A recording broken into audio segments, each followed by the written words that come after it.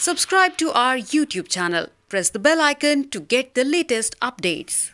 माननीय गृह एवं सहकारिता मंत्री श्री अमित शाह, गृह सचिव Shri Ajay Kumar Bhalla, chief of army staff general M Naravane, chief of air staff air chief marshal V R. Chaudhary, मुख्य सचिव झारखंड श्री सुखदेव सिंह, डीजी झारखंड श्री नीरज सिन्हा और डीजी आईटीबीपी श्री संजय अरोड़ा का भी मैं हार्दिक स्वागत करता हूं। प्रधानमंत्री महोदय, इस सम्मेलन में आपके समक्ष त्रिकुट रोपवे हादसे में बचाव अभियान में हिस्सा लेने वाले सभी NDRF, Indian air force, Indian army, ITBP और जिला देवघर झारखंड के सभी बहादुर साथी उपस्थित हैं। त्रिकुट पहाड़ देवघर शहर से तकरीबन 24 किलोमीटर दूर है, जहां एक ropeway cable car system operational है। दिनांक 10 अप्रैल 2022 को कुल 20 केबल कार 76 यात्रियों के साथ संचालित हो रही थी। तभी शाम को अचानक तकनीकी खराबी हुई, जिसके कारण रोपवे की रोप वायर केबल कार की पुली से नीचे उतर गई। इस कारण एक केबल कार रोपवे से उतरकर नीचे गिर गई तथा बाकी की केबल कार अपनी जगह पर रुकी रही और यात्री फंस गए। जिला प्रशासन ने प्राथमिक कार्रवाई के बाद शाम तकरीबन 17:20 बजे एनडीआरएफ को रिक्विजिशन किया। एनडीआरएफ की एक टोली देवघर में स्थित है। उस टोली ने त्वरित कार्रवाई कर शाम 18:35 बजे घटनास्थल पर राहत और बचाव कार्य पुलिस और पब्लिक के बहुत से बहादुर साथियों के साथ शुरू किया। इस राहत और बचाव कार्य के दौरान 8 केबल कार में फंसे 28 यात्री को घटनास्थल से ही उसी दिन रेस्क्यू कर लिया गया था, लेकिन दुर्भाग्यवश एक महिला की अस्पताल में मृत्यु हो गई। रात भर एनडीआरएफ व जिला प्रशासन के कार्मिक केबल कार की मेंटेनेंस ट्रॉली, ड्रोन व दूसरे मैनुअल तरीकों से 12 केबल कार में फंसे यात्रियों के राहत व बचाव कार्य में लगे रहे। घटनास्थल पहाड़ी, पथरीला एवं दुर्गम होने की वजह से रात में रेस्क्यू संभव नहीं हो सका। घटना की तीव्रता के मद्देनजर दिनांक 10 अप्रैल 2022 को रात्रि में ही एनडीआरएफ की एक और टीम बटालियन कमांडेंट के नेतृत्व में पटना से घटनास्थल तक पहुंच गई। साथ ही रांची से आईटीबीपी की एक टीम रात में तथा आर्मी की एक टुकड़ी 11 अप्रैल की सुबह घटनास्थल तक पहुंचकर राहत कार्य में जुड़ गई। 11 अप्रैल को ही एनडीआरएफ के डीआईजी दिल्ली से तथा रांची से एयरफोर्स की एक टीम हेलीकॉप्टरों के साथ बचाव दल के साथ देवघर पहुंच गई। इन सभी दलों के संयुक्त प्रयास से कुल 33 यात्री, 22 लोगों को हेलीकॉप्टर के द्वारा एवं 11 लोगों को एनडीआरएफ, आईटीबीपी, आर्मी और केबल कार ऑपरेटर्स के स्टाफ के द्वारा जमीनी अप्रोच से सकुशल निकाला गया। शाम को इस बचाव कार्य के दौरान एक दुखद हादसा हुआ, जिसमें एक व्यक्ति की हेलीकॉप्टर से गिर जाने से मृत्यु हो गई।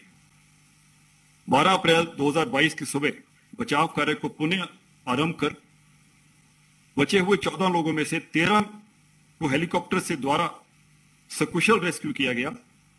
वे एक महिला को सभी संभव प्रयासों के बाद भी नहीं बचाया जा सका। इस प्रकार दिन और रात की अत्यंत विषम परिस्थितियों में NDRF, Indian air force, army, ITBP और जिला प्रशासन देवघर के कार्मिकों ने संयुक्त रूप से तकरीबन 48 घंटे राहत और बचाव कार्य करते हुए कुल 76 में से 73 लोगों को सकुशल बचाया। इस पूरे अभियान को गृह मंत्रालय और एनडीआरएफ हेडक्वार्टर्स द्वारा 24/7 मॉनिटर किया गया तथा समन्वय बनाते हुए ऑपरेशन को अंजाम दिया गया। अब मैं माननीय गृह एवं सहकारिता मंत्री श्री अमित शाह जी से विनती करता हूं कि अपना संबोधन करें।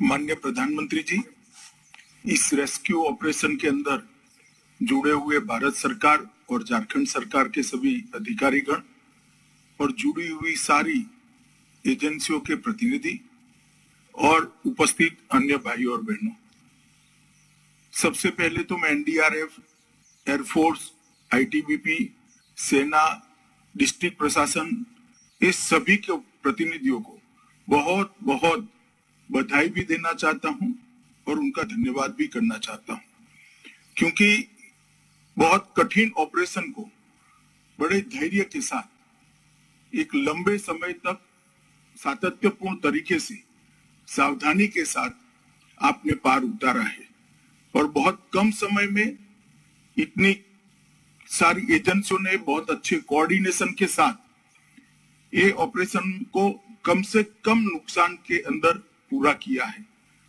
पूरे देश की सांसें अधर में लटकी हुई थी जब त्रिकुट की पहाड़ी पर इतने सारे यात्री फंसे हुए थे, परंतु 2 दिन लंबे इस ऑपरेशन को धैर्य और कुनेह के साथ आप सभी ने बहुत अच्छे तरीके से पूरा किया है। इसके लिए आप सभी अभिनंदन के अधिकारी हैं और जो लोग बचकर आए हैं इसको भी मैं बहुत बहुत बधाई देना चाहता हूं।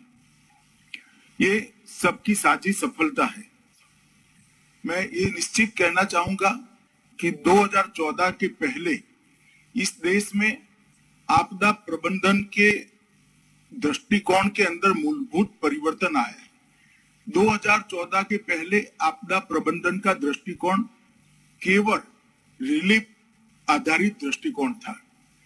नरेंद्र मोदी जी के प्रधानमंत्री बनने के बाद 14 के बाद आपदा प्रबंधन के दृष्टिकोण के अंदर मानव जीवन को बचाने का दृष्टिकोण अहमियत में आया और ढेर सारी एक्सरसाइज के बाद आज एनडीआरएफ, एसडीआरएफ, डिस्ट्रिक्ट कलेक्टर और गांव तक ये पूरी ऐसी हायरार्की का निर्माण हुआ है जो कठिन से कठिन आपदा के समय एक मुश्त होकर इनके अभ्यास के आधार पर कोऑर्डिनेट तरीके से काम करती है और लोगों को बचाने के लिए हर समय अहरनिश तैयार रहती है।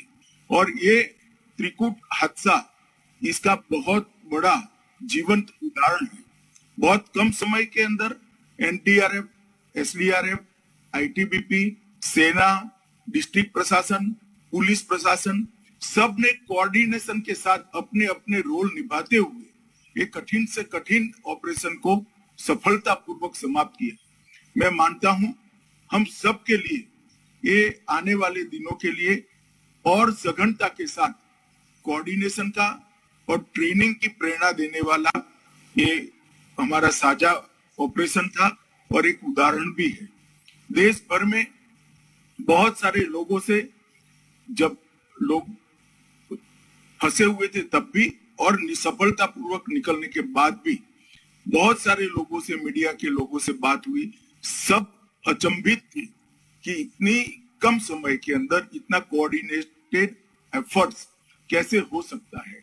और एनडीआरएफ, एसडीआरएफ का कोऑर्डिनेशन, एनडीआरएफ और सेना और वायुसेना का कोऑर्डिनेशन और डिस्ट्रिक्ट प्रशासन का कोऑर्डिनेशन, ये सब जैसे रोज की प्रैक्टिस का नतीजा हुई इस तरह से हमारे सामने आए हैं। प्रधानमंत्री जी ने आपदा प्रबंधन के क्षेत्र को जिस प्रकार से महत्व दिया है और अनेक प्रकार की आपदाओं को तैयारी के साथ कैसे कम से कम समय के अंदर निपटाया जा सकता है और ढेर सारी एजेंसियां कोऑर्डिनेटेड तरीके से एक ही समय में कैसे कोई गलती के बगैर काम कर सकती है, इसका उत्कृष्ट उदाहरण है। मैं फिर से एक बार जो लोग बचकर आए हैं उनको बहुत बहुत शुभकामनाएं देता हूं और प्रधानमंत्री जी के नेतृत्व में ये जो हमारा एक आपदा प्रबंधन के क्षेत्र में एनडीआरएफ से लेकर गांव तक एक टीम बना है, वो सभी टीम के सदस्यों को और सभी इनकी ट्रेनिंग के साथ जुड़े हुए लोगों को बहुत बहुत बधाई देना चाहता हूं। धन्यवाद। आपके संबोधन के लिए धन्यवाद सर। आपने इतना प्रोत्साहित किया है हमें उसके लिए भी धन्यवाद। अब मैं आदरणीय प्रधानमंत्री जी से संबोधन के लिए प्रार्थना करता हूं। हमारे साथ जुड़े गृह मंत्री श्री अमित शाह, सांसद श्री निशिकांत दुबे जी, गृह सचिव, chief of army staff, chief of air staff, DGP Jharkhand, DG NDRF, DG ITBP, स्थानीय प्रशासन के साथी, हमारे साथ जुड़े सभी बहादुर जवान, कमांडोज, पुलिसकर्मी, अन्य साथीगण, आप सबको नमस्कार।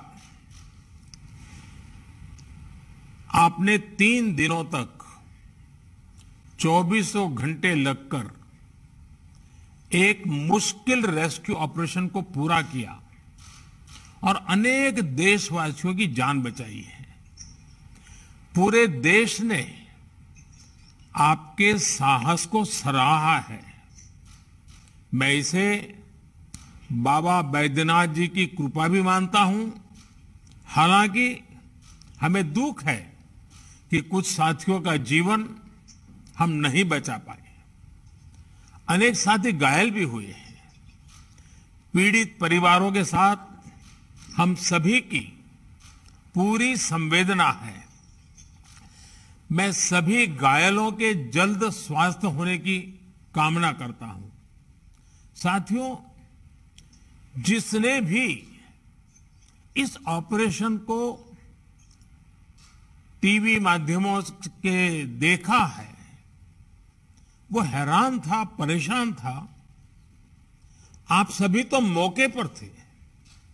आपके लिए वो परिस्थितियां कितनी मुश्किल रही होगी, इसकी कल्पना की जा सकती है। लेकिन देश को गर्व है कि उसके पास हमारी थल सेना, हमारी वायुसेना, हमारे एनडीआरएफ के जवान, आईटीबीपी के जवान और पुलिस बल के जवान के रूप में ऐसी कुशल फोर्स है जो देशवासियों को हर संकट से सुरक्षित बाहर निकालने का मादा रखती है। इस दुर्घटना और इस रेस्क्यू मिशन से अनेक सबक हमें भी मिले हैं।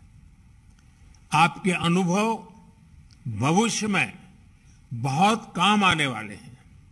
मैं आप सभी से बात करने के लिए भी बहुत उत्सुक हूं, क्योंकि इस ऑपरेशन को मैं लगातार जुड़ा रहा दूर से और मैंने हर चीज का जायजा लेता रहा था।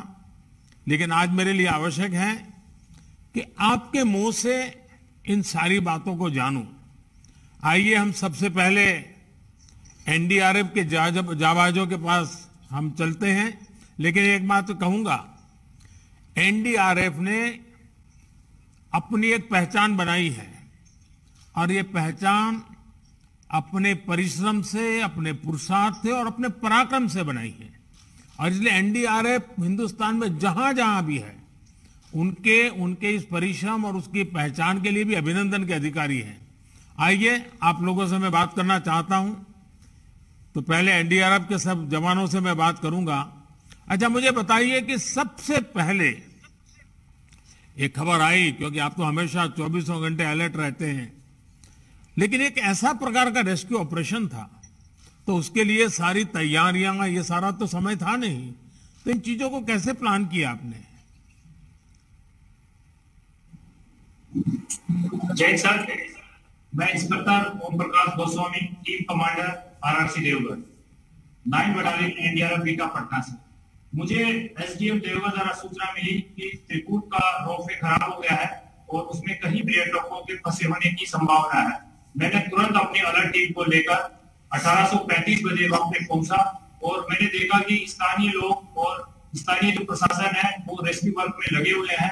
हमारी टीम भी तुरंत समय खराब किए बिना रेस्क्यू वर्क में जुट गई और उसी दौरान हमने एक पुरुष और एक घायल महिला को रेस्क्यू किया और सुरक्षित मेंटेनेंस ट्रॉली के माध्यम से उसको नीचे लेके आए और फर्स्ट एड देने के बाद उसको ब्रदर हॉस्पिटलाइज कर दिया गया।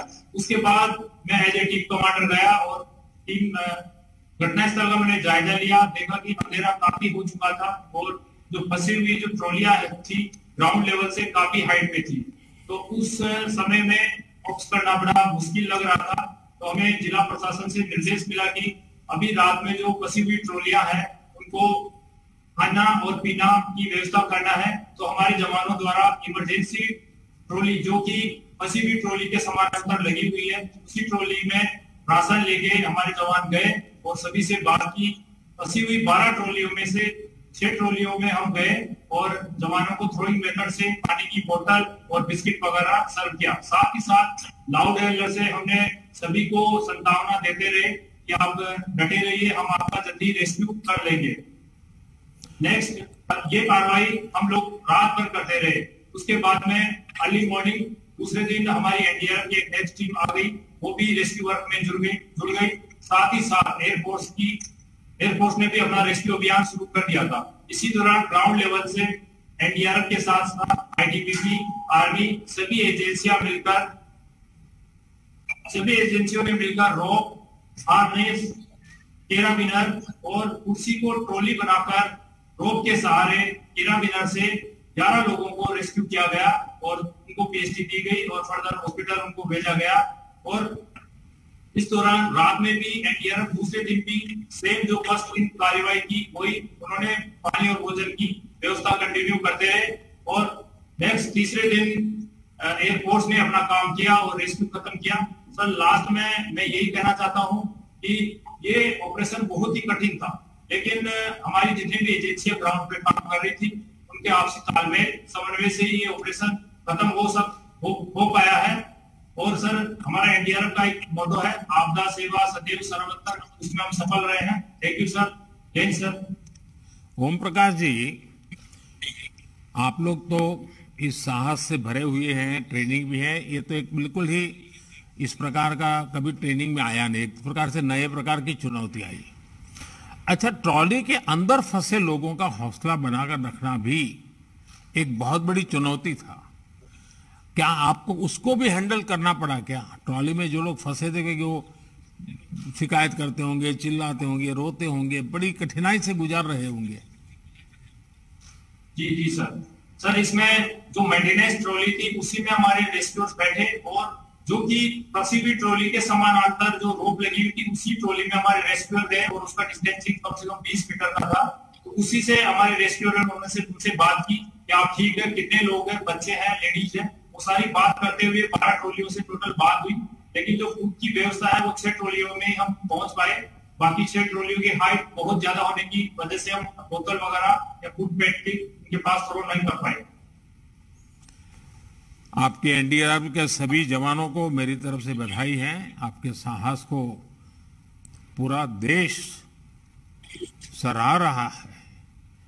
अच्छा, इतने सारे तारों के बीच वायुसेना के हेलीकॉप्टर्स की तस्वीरें कभी भुलाई नहीं जा सकती हैं। मैं एयरफोर्स के साथियों से भी बात करूंगा, जरा वायुसेना के साथियों में से मैं बातचीत करना चाहूंगा। ओम प्रकाश जी, बैठिए आप। सर जय हिंद सर, मैं group captain YK Kandalkar 157 helicopter unit air force station Barrackpore से हूं। हमें इस घटना की सूचना 10 तारीख को रात को 11 बजे के आसपास मिली। मेरी तकनीकी दल ने रात में ही हेलीकॉप्टर को इस कार्य के लिए तैयार किया और हम रात में ही टेक ऑफ करके गरुड़ कमांडो टीम को लेके सुबह 6:30 बजे तक देवघर एयरपोर्ट पहुंच गए। वहां पर एनडीआरएफ टीम, आर्मी और डिस्ट्रिक्ट एडमिनिस्ट्रेशन ने हमको मौजूदा स्थिति का जायजा लिया। उसके हिसाब से जैसे कि एनडीआरएफ टीम ने कहा कि नीचे वालों तक वो कुछ सामान पहुंचा पा रहे थे, ऊपर नहीं पहुंचा पा रहे थे। हमें ये बात हवा से समझना बहुत जरूरी था, इसीलिए हमने हवाई सर्वेक्षण करने का निर्णय लिया। जब हम हवाई सर्वेक्षण करके हेलीकॉप्टर वहां पे ले गए तो हमें वो जो रोपवे की केबल्स थी वो बहुत पास जाने के बाद ही दिख रही थी। हेलीकॉप्टर जब उस केबल के पास जाता था तो 2-3 कठिनाइयां आ रही थी। सबसे पहली तो हेलीकॉप्टर की जो हवा चलती थी उससे वो केबल और वो केबल कार दोनों की झूलने लगती थी और इस झूलने की वजह से जो रोपवे है वो हेलीकॉप्टर के पंखे से टकराने का खतरा बढ़ रहा था।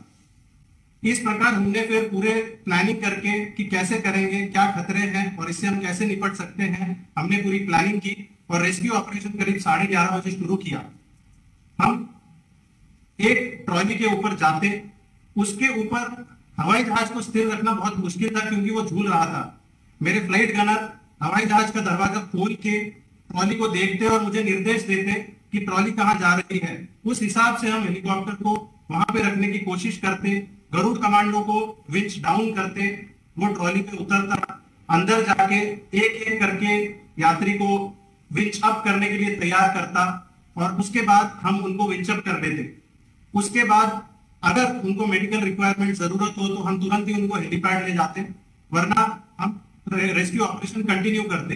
इस तरह से एक एक करके हमने टोटल 10 केबल कार, पहले दिन 22, अगले दिन बचे हुए सबको निकाला। टोटल 10 कार में से हम 35 लोगों को बचा पाए। ये पूरा ऑपरेशन एनडीआरएफ जैसे कहा कि नीचे नहीं करना है क्योंकि नीचे वो खाना पहुंचा चुके थे, हमने ऑपरेशन ऊपर से शुरू किया। उनको ज्यादा जरूरत थी पहले रेस्क्यू करने की। इस तरह से पूरे कोऑर्डिनेशन से ही हम यह ऑपरेशन कर पाए हैं। धन्यवाद।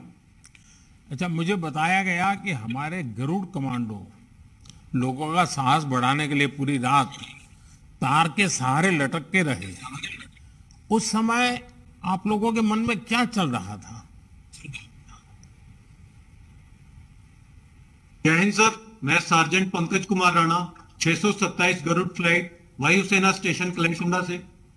10 अप्रैल की रात घटना की सूचना मिलते ही गरुड़ टीम ने तैयारी शुरू कर दी। घटना स्थल पर पहुंचते ही सबसे पहले हमने घटना स्थल और रोबे का जायजा लिया। जमीन से लगभग 1500 फीट की ऊंचाई से नागरिकों को सुरक्षित निकालने के लिए हमने हेलीकॉप्टर से विंचिंग के जरिए रेस्क्यू ऑपरेशन शुरू कर दिया। हमारे लिए जो कठिनाइयां थी कि हवा में झूमते हुए उस रोब कार के ऊपर उतरना, अपने आप को संभालना और फिर उसके दरवाजे को खोलना जो कि सिर्फ बाहर से खुलता था, उस छोटी सी ट्रॉली के अंदर जाना क्योंकि उस समय हमें सिर्फ अपने हाथों के बल पर कार्य करना था। उस हवा में झूमती हुई ट्रॉली में नागरिकों को खड़ा कर हार्नेस पहनाना भी अपने आप में मुश्किल था। जितना मुश्किल इस ऑपरेशन को अंजाम देना था, इससे कई ज्यादा मुश्किल ऊंचाई पर फंसे घबराए हुए नागरिकों, खासकर महिलाएं एवं बच्चों का साहस बढ़ाना था। देश और देश के नागरिकों की सेवा करना बड़े ही सौभाग्य की बात होती है और गरुड़ टीम को गर्व है कि हम इस काम आ सके। भारतीय वायुसेना एवं गरुड़ द्वारा दी गई ट्रेनिंग का सही इस्तेमाल कर नागरिकों को सुरक्षित स्थान पर तक पहुंचा सके। जय हिंद सर। देखिए, वायुसेना के हमारे हेलीकॉप्टर के लेके संभालने वाले लोग हो या तो आप गरुड़ वाले लोग हो, आप सब ने एक प्रकार से भारतीय वायुसेना के सामर्थ्य और अद्भुत कौशल का परिचय दिया है। अपनी जान जोखिम में डालकर दूसरों की जान बचाई है। मैं एयरफोर्स के सभी साथियों को बहुत बहुत उनकी भूरी भूरी प्रशंसा करता हूं। मुझे बताया गया है कि हमारे सांसद भी श्रीमान निशिकांत जी भी जुड़े हुए हैं। उनके साथ भी कुछ ऐसे लोग हैं जिन्होंने राहत कार्यों में उत्तम मदद की। नागरिकों का ये योगदान भी बहुत बड़ा होता है। आइए हम वहां चलते हैं। कौन बात करेंगे वहां नागरिकों में से? पन्ना लाल जी है सर, जो आपके बहुत बड़े फैन भी हैं और इन्होंने 22 लोगों की जान बचाई है। 76 में से 22 लोगों की जान इन्होंने बचाई सर, और ये बात करेंगे सर। हाँ पन्ना लाल जी बताइए। हमारे प्रधानमंत्री जी का नाम 10 तारीख को आप क्या करते हैं पन्ना लाल जी? हम एक छोटा कर्मचारी है नौकरी में। बताइए। 10 तारीख को एक घटना हुआ 4:30 बजे। 4:30 बजे घटना हुआ तो वहां पुलिस आ गई। पुलिस आने के बाद हम लोग का सब करना सबके हटाने के बाद हटा के तो लोग कुछ कर नहीं पाए। अपना संसद से दिया तो वो फिर हम लोग का साथ दिया। तो 4:30 बजे 5 बजे पहुंच गया। 5 बजे पहुंचने के बाद तो हम 4 के दिन खाली 416 अपने 16 में तो बच्चा था 18 आदमी खाली के तक अंधेरा हो गया। अंधेरा होने के बाद तो हम लोग तो पानी में थोड़ा हेलीकॉप्टर आया तो हम लोग का साथ निकल गया।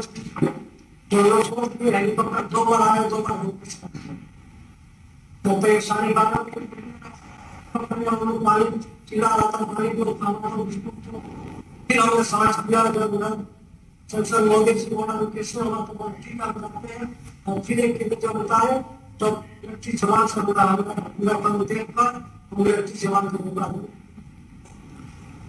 पन्नालाल जी, वैसे तो रेस्क्यू के लिए बड़ी ट्रेनिंग चाहिए।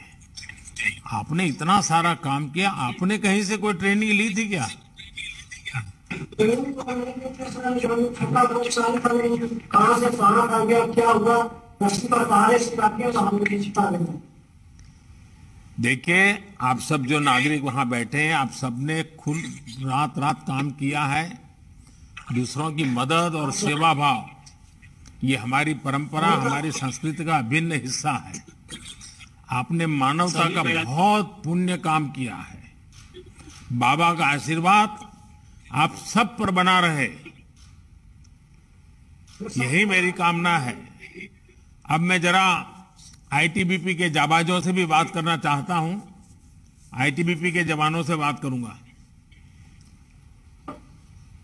जय हिंद सर, मैं इंस्पेक्टर अनंत कुमार पांडे 40वीं वाहिनी आईटीबीपी से। हमें घटना की जानकारी मिलते ही हम तुरंत घटना स्थल के लिए रवाना हुए। करीब रात में 2:40 पर हम वहां पर पहुंच गए। सिविल प्रशासन के साथ समन्वय स्थापित करने के बाद एक लोकल की मदद से हम रेस्क्यू पॉइंट के लास्ट पॉइंट तक गए। वहां जाने के बाद जो नजदीकी 2 टॉयलेट थी उनसे हमने बात की और जो बची हुई 10 टॉयलेट थी उनसे हमने ड्रैगन लाइट की मदद से संपर्क स्थापित करा ताकि उनमें कॉन्फिडेंस बिल्डअप हो जाए कि हमें बहुत जल्दी ही निकाल लिया जाएगा। फिर हमने उस पूरे एरिया की रैकी की। रैकी करने के बाद लगभग उजाला हो गया था। एरिया रैकी स्टार्ट हो गई थी, लेकिन करंट और कंडीशन इतनी खराब थी कि स्टार्टिंग की एरिया रैकी को खास सफलता नहीं मिल पाई, जिसके कारण आईटीबीपी का ग्रुप लोकल के साथ मिल इम्प्रोवाइज तरीके से एक रास्ते को हमने पुली की मदद से ऊपर जो रोप था उस पे डाला और जिसकी मदद से हमने नंबर 1 टॉरी पर वाटर बोटल और रिफ्रेशमेंट का सामान पहुंचाया।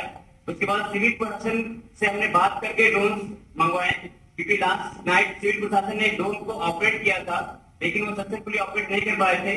हमारी जो यूनिट है वो एंटी नेक्सस ऑपरेशन में है, तो हमें ड्रोन का अच्छा एक्सपीरियंस था, तो हमने ड्रोन की मदद से रस्सी को ऊपर पहुंचाया और उसकी मदद से हमने वाटर बोटल्स वगैरह ऊपर पहुंचाई। उसके बाद जो फर्स्ट टॉयलेट जहाँ पर रस्सी पहुंच चुकी थी वहां से हमने सिविल सोर्सेज और सिविल कॉर्पोरेशन की मदद से 4 लोगों को रेस्क्यू किया।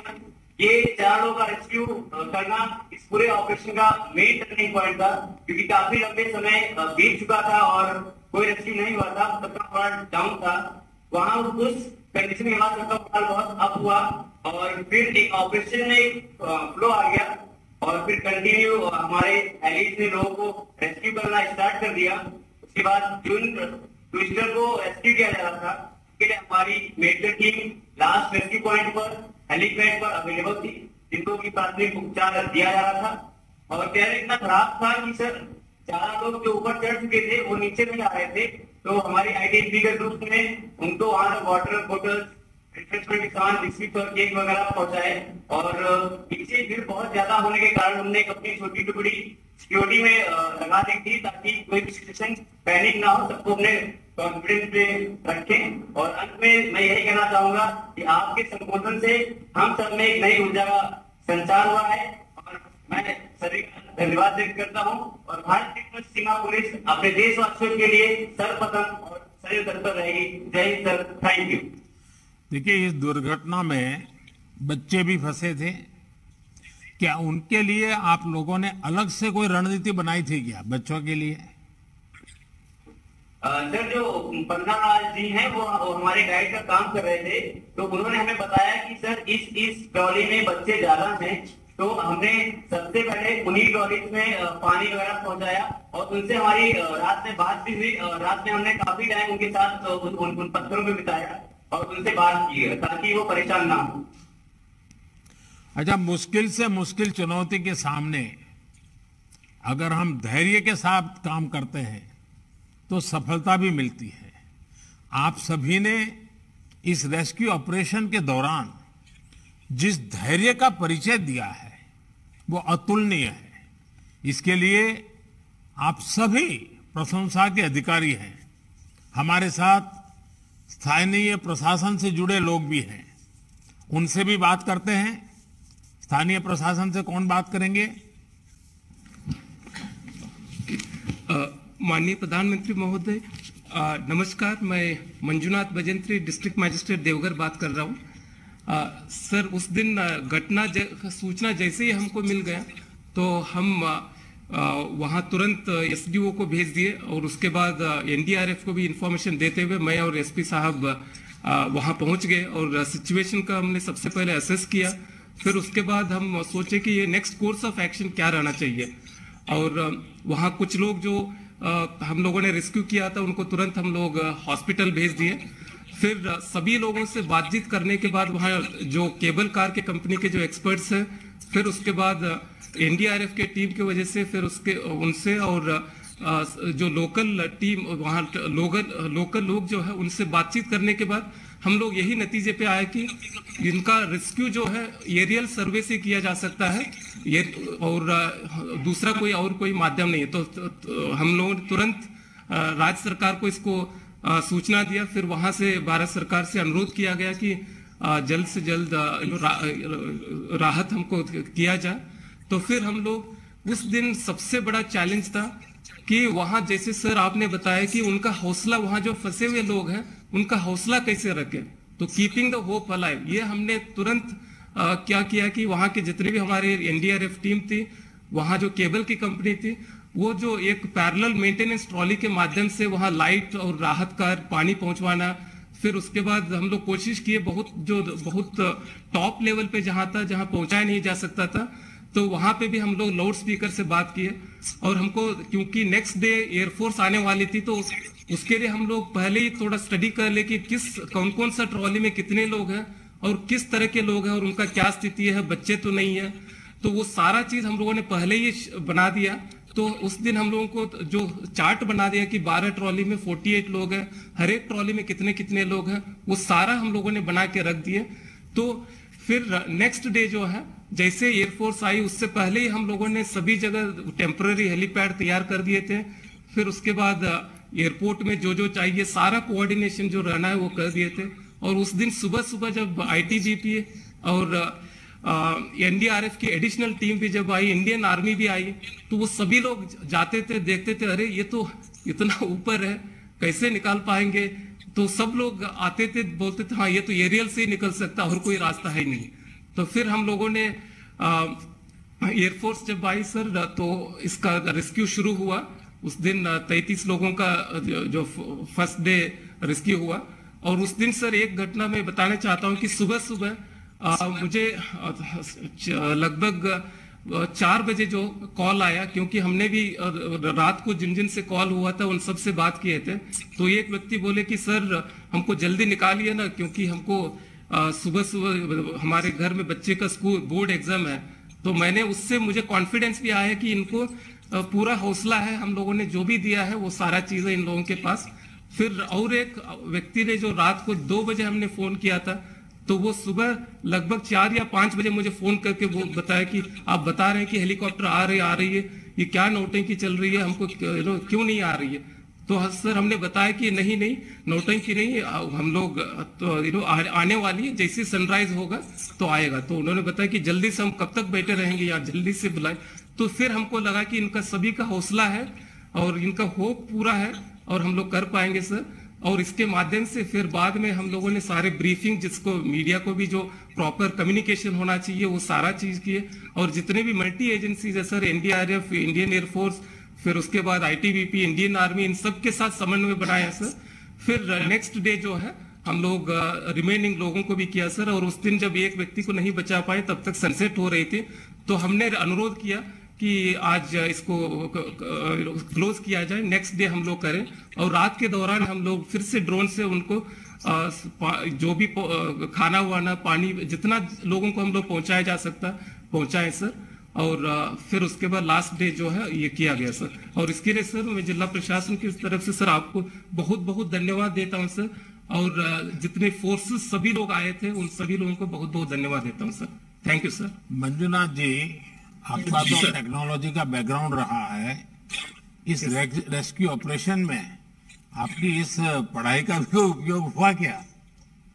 यस सर, क्योंकि सर प्लानिंग में हम सोच रहे थे कि सर वहाँ वो जो इतना स्टीप क्लिफ था ऑलमोस्ट 90 डिग्री, और वो जो 45 डिग्री एंगल पे वो रोपे था, तो उस समय लग रहा था कि सही में इवन जब अगर एयरफोर्स भी आएगी थी हम लोग कैसे कर पाएंगे, वो चिंतित थे हम। उसके बाद जो हमको प्लानिंग में खासकर यूज हुआ सर, उस समय रात को ही हम लोग पहले ही पूरा तैयारी करके रख दे, एक एक ट्रॉली में क्या क्या कौन लोग हैं और उनका क्या स्थिति है, ताकि सुबह रेस्क्यू करते वक्त उनको पता चले कि कहाँ बच्चे हैं, कहाँ महिलाएं हैं, तो वहां ज्यादा फोकस करें सर। और इतना ही नहीं सर, वो उसका हम लोगों ने वीडियो बनाया, जो ट्रॉली जो है हर एक ट्रॉली का उसका डायमेंशन रफ और पूरा 360 डिग्री एंगल, और वो इंडियन एयरफोर्स के हम लोगों के जो ग्रुप कैप्टन साहब थे उनको दे दिया सर, ताकि वो लोग अपना स्ट्रैटेजी बना पाए, कैसे किस तरफ आउटसाइड डोर है, कितना केबल से जो सी है उसको अंदर कैसे जाना है, उन्होंने उसकी स्ट्रैटेजी बना के वो लोग कर पाए सर। देखिए, इस तरह के हादसे दोबारा ना हो ये बहुत जरूरी है। इस हादसे से जुड़े जो भी आपके अनुभव है उसकी जानकारी बहुत अहम होगी। स्थानीय प्रशासन के अन्य लोगों को भी आप मेरी तरफ से साधुवाद दीजिएगा। अब मैं अपनी थल सेना के जाबाजों से बात करना चाहता हूं। आइए थल सेना के सब जवानों से बात करते हैं। जय हिंद सर, मैं brigadier Ashwini Nayyar, deputy GOC 23 infantry div. हमारा कॉलम 10 ऑफिसर्स, 9 जेसीओस, 97 ओआर। हम सुबह 4 बजे 11 अप्रैल को घटनास्थल पर पहुंचे। पहुंचते ही डिस्ट्रिक्ट एडमिनिस्ट्रेशन, डीसी साहब, एसपी साहब ने हमारे कॉलम को ब्रीफिंग दी कि इस समय 12 ट्रॉलीज में 48 नागरिक फंसे हुए हैं। हमने तुरंत उसी समय मेंटेनेंस ट्रॉली के जरिए सभी ट्रॉलीज की रैकी की। दूसरी रैकी सुबह होने के बाद 6:30 बजे की गई। फिर हमने सभी एजेंसीज के साथ कोऑर्डिनेट करके ये प्लान बनाया कि जो पहली 4 ट्रॉलीज हैं उनकी हाइट लगभग 150 से 200 फीट थी। तो हमने ये प्लान बनाया कि इनको हम मैनुअल इंटरवेंशन से हमारे कमांडोज और हमारे घातक इनको हम वापस निकालेंगे, और बाकी जो 8 ट्रॉलीज हैं जो कि 600 से 2000 फीट की हाइट पर थी, उनको भारतीय वायुसेना उनको विंचिंग ऑपरेशन से निकालेगी। इसके लिए हमारे घातक जाबाज जो पायलन था उसको 200 फीट ऊपर चढ़े और फिर रोपवे के साथ क्रॉल करते हुए ट्रॉली तक पहुंचे। ट्रॉली का दरवाजा खोला और लोगों से मिलके वहां से 200 फीट नीचे तक हमने रोपवे डाला और वहां से नागरिकों को कंट्रोल्ड रूप से बांध के स्लिदर कराया, और इस तरह से 11 नागरिक पहली 4 ट्रॉली से निकाले।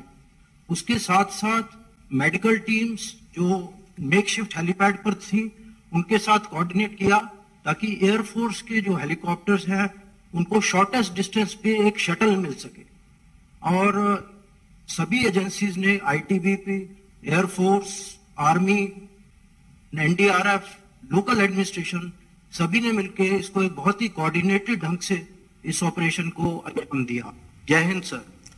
ये बहुत ही अच्छी बात है कि आप सभी ने तेजी से काम किया और बहुत ही कोऑर्डिनेटेड ढंग से किया, प्लानिंग करके किया।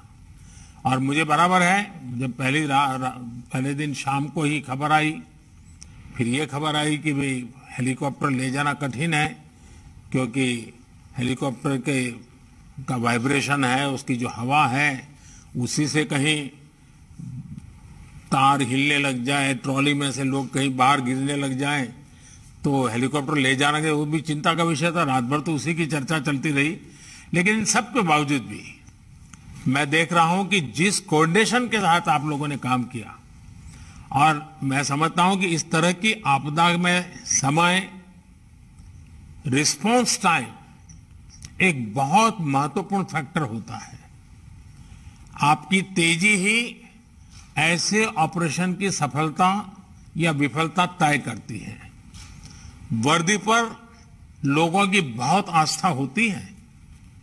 संकट में फंसे लोग जब भी आपको देखते हैं, चाहे एनडीआरएफ का यूनिफॉर्म भी अब परिचित हो गया है, आप लोगों का तो परिचित है ही है, तो उनको विश्वास हो जाता है कि अब उनकी जान सुरक्षित है। उनमें नई उम्मीद जग जाती है। आपकी उपस्थिति पर ही उम्मीद का, हौसले का काम यानी एक प्रकार से शुरू हो जाता है। वरिष्ठ नागरिकों और बच्चों का ऐसे समय में विशेष ध्यान रखना बहुत आवश्यक रहता है और मुझे इस बात का संतोष है कि आपने अपने प्लानिंग में और ऑपरेशन की प्रक्रिया में इस बात को बहुत प्राथमिकता दी और बहुत अच्छे ढंग से उसको किया। आपकी ट्रेनिंग भी बहुत बेहतरीन है। एक प्रकार से इस फील्ड में पता चल गया कि कितनी बढ़िया ट्रेनिंग आपकी है और आप कितने साहसिक हैं, किस प्रकार से आप अपने आप को खपा देने के लिए तैयार होते हैं। हर अनुभव के साथ हम लोग भी देखते हैं कि आप लोग अपने आप को सशक्त करते जा रहे हैं। एनडीआरएफ सहित तमाम बचाव दलों को आधुनिक विज्ञान, आधुनिक उपकरणों से लैस करना ये हमारी प्रतिबद्धता है। ये पूरा ऑपरेशन संवेदनशीलता, सूझबूझ और साहस का पर्याय रहा है। मैं इस दुर्घटना से बचकर आने वाले हर व्यक्ति को बधाई देता हूं कि आपने इतने बड़े हादसे के बाद भी सूझबूझ से काम लिया। मुझे बताया गया कि लोगों ने लटके लटके ही कई कई घंटे बिताए, रात भर सोए नहीं, फिर भी इस सारे ऑपरेशन में उनका धैर्य, उनकी हिम्मत, ये कॉपरेशन में बहुत बड़ी बात है। आप सभी अगर हिम्मत छोड़ देते सारे नागरिक, तो ये परिणाम शायद इतने सारे जवान लगने के बाद भी उसको नहीं ले पाते। तो इसलिए जो फंसे हुए नागरिक थे उनकी हिम्मत का भी बड़ा महत्व रहता है। आपने खुद को संभाला, लोगों को हिम्मत दी और बाकी का हमारी बचाव कर्मियों ने पूरा कर दिया। और मुझे खुशी की बात है कि वहां के नागरिक, उस इलाके के, उन्होंने जिस प्रकार से 24 घंटे रात रात रह करके सारी आप लोगों की मदद की, वहां जो भी कर सकते हैं करने का प्रयास किया, जो भी उनके पास समझ थी, साधन थे, लेकिन समर्पण बहुत बड़ा था इन नागरिकों का। ये सारे नागरिक भी अभिनंदन के अधिकारी हैं। देखिए, हाँ, इस आपदा ने एक बार फिर ये स्पष्ट कर दिया है कि जब भी देश में कोई संकट होता है तो हम सब मिलकर एक साथ जब उन संकट से मोर्चा लेते हैं और उस संकट से निकलकर दिखाते हैं। सबके प्रयास ने इस आपदा में भी बहुत बड़ी भूमिका निभाई है। मैं बाबा धाम के स्थानीय लोगों की भी प्रशंसा करूंगा कि जैसे उन्होंने इस प्रकार से पूरी मदद की है। एक बार फिर प्रभावित परिवारों के प्रति संवेदना व्यक्त करता हूं। सभी घायलों की जल्द से जल्द स्वास्थ्य लाभ की कामना करता हूं। और आप जो लोग इस ऑपरेशन में लगे थे, आप सबसे मेरा आग्रह है, क्योंकि इस प्रकार के ऑपरेशन, क्योंकि बाढ़ आना, बारिश होना, ये सबको आपको रोज का काम हो जाता है, लेकिन ऐसी घटनाएं बहुत रेयर होती हैं। इसके विषय में जो भी अनुभव है उसको बहुत ढंग से आप लिख लीजिए। एक प्रकार से आप मैनुअल बना सकते हैं और हमारे जितने फोर्सेस ने इसमें काम किया है एक डॉक्यूमेंटेशन हो, ताकि आगे हमारे पास ट्रेनिंग का भी ये हिस्सा रहे कि ऐसे समय किन किन चैलेंजेस आती हैं, इन चैलेंजेस को हैंडल करने के लिए क्या क्या। क्योंकि जब पहले ही दिन जब शाम को मेरे पास